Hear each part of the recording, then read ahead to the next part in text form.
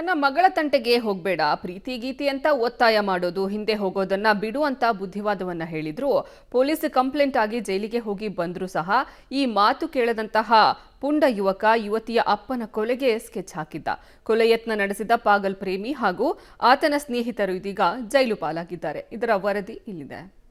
ಯುವತಿಯನ್ನ ಪ್ರೀತಿಸುವಂತೆ ಯುವಕ ಒತ್ತಾಯ, ಬುದ್ಧಿ ಹೇಳಿದ್ದ ಯುವತಿ ತಂದೆ ಕೊಲೆಗೆ ಸ್ಕೆಚ್, ಪಾಗಲ್ ಪ್ರೇಮಿ ಆತನ ಸಹಚರರು ಜೈಲು ಪಾಲು. ಇತ್ತೀಚಿನ ದಿನಗಳಲ್ಲಿ ಒಳ್ಳೆ ಮಾತು ಹೇಳಿ ಬುದ್ಧಿವಾದ ಹೇಳೋದು ಕೂಡ ತಪ್ಪಾಗುತ್ತೆ ಅನ್ನೋದಕ್ಕೆ ಈ ಪ್ರಕರಣವೇ ಸಾಕ್ಷಿ.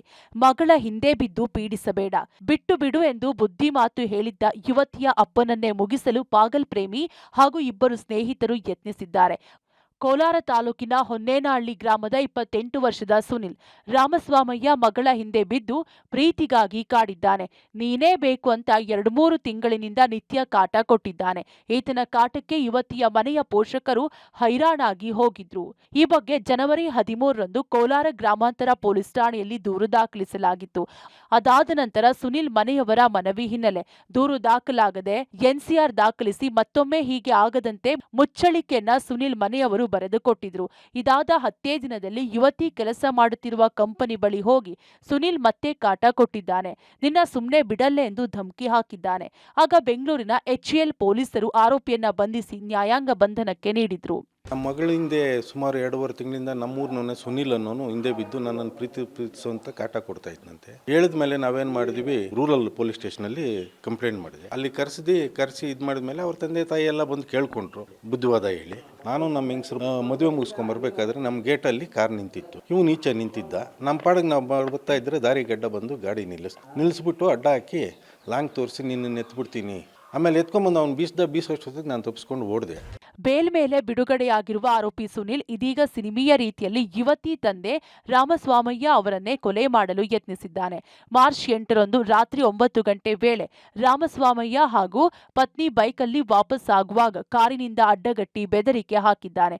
ಸುನಿಲ್ ಹಾಗೂ ಇಬ್ಬರು ಸ್ನೇಹಿತರಾದ ಯಶವಂತ್, ಮನೋಜ್ ಮಚ್ಚು ಲಾಂಗುಗಳನ್ನು ತೆಗೆದು ಹಲ್ಲೆಗೆ ಮುಂದಾಗಿದ್ದಾರೆ. ಪ್ರಾಣ ಉಳಿಸಿಕೊಳ್ಳಲು ರಾಮಸ್ವಾಮಯ್ಯ ರಸ್ತೆ ಪಕ್ಕದ ಮನೆ ಸೇರಿಕೊಂಡಿದ್ರು. ಇದೀಗ 3 ಆರೋಪಿಗಳನ್ನ ಬಂಧಿಸುವಲ್ಲಿ ಕೋಲಾರ ಗ್ರಾಮಾಂತರ ಠಾಣೆ ಪೊಲೀಸರು ಯಶಸ್ವಿಯಾಗಿದ್ದು ಆರೋಪಿಗಳನ್ನ ನ್ಯಾಯಾಂಗ ಬಂಧನಕ್ಕೆ ನೀಡಿದ್ದಾರೆ.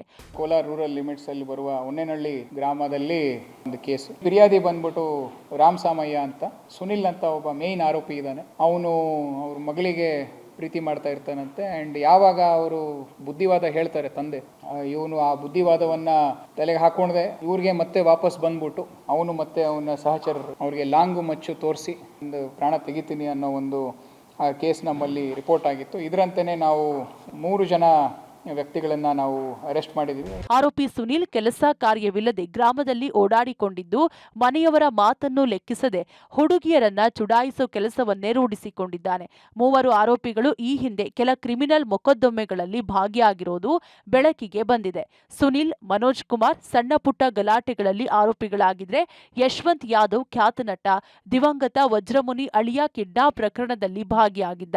ಒಟ್ನಲ್ಲಿ ಮಗಳನ್ನ ಪ್ರೀತಿ ಮಾಡಬೇಡ ಎಂದು ಎಚ್ಚರಿಕೆ ನೀಡಿ ಬಳಿಕ ಕಿರುಕುಳಕ್ಕೆ ರೋಸಿ ಹೋಗಿದ್ದ ಪೋಷಕರನ್ನೇ ಕೊಲೆಗೆ ಯತ್ನಿಸಿ ಜೈಲು ಪಾಲಾಗಿದ್ದಾನೆ.